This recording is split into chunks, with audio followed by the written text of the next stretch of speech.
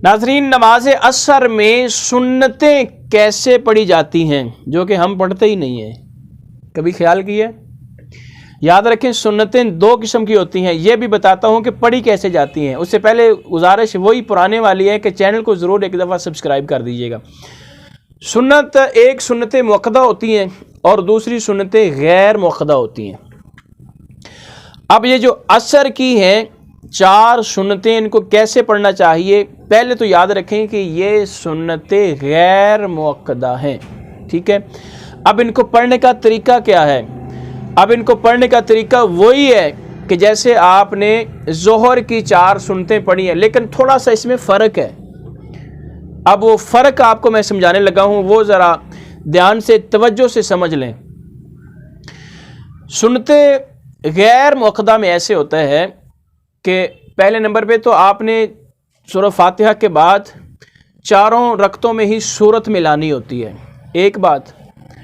और दूसरी बात यह है कि जब आपने पहले तशहुद में बैठना है, पहली रकत पढ़ ली, अब दूसरी पढ़ के आप अत्तहियात में बैठे हैं, तो आपने अत्तहियात पूरी पढ़नी है।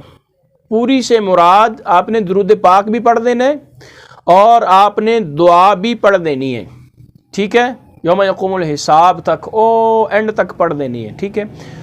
उसके बाद आपने खड़े होना है, खड़े होकर आपने सना शुरू करनी है, सुब्हानकल्लाहुम्मा व बिहम्दिका व तबारकस्मुका, यानी कि यहाँ से फिर आपने शुरू करना है, फिर आपने सूरत साथ मिलानी है, एक रकत हो जानी है, फिर दूसरी रकत में फिर आपने पूरी पढ़ के इसी तरह आपने ये असर की सुन्नतें अदा करनी है।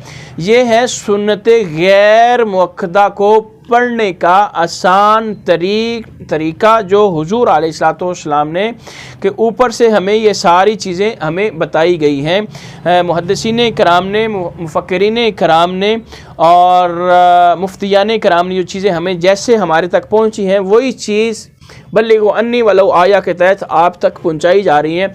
आपका भी ये, आपके लिए भी सदका जारिया बन जाएगा। आप भी दूसरे लोगों तक इसको शेयर कर देंगे कि सुन्नतें गैर मुअक्कदा कैसे पढ़ते हैं और सुन्नतें मुअक्कदा कैसे पढ़ते हैं, ठीक है, और इन दोनों में फ़र्क क्या है और असर की सुन्नतें कैसे पढ़ते हैं। मैं उम्मीद करता हूं कि आपको ये चीज़ समझ आ गई होगी। इस चैनल को ज़रूर सब्सक्राइब कर दीजिएगा, बेल आइकन को भी दबा दीजिएगा। बहुत शुक्रिया।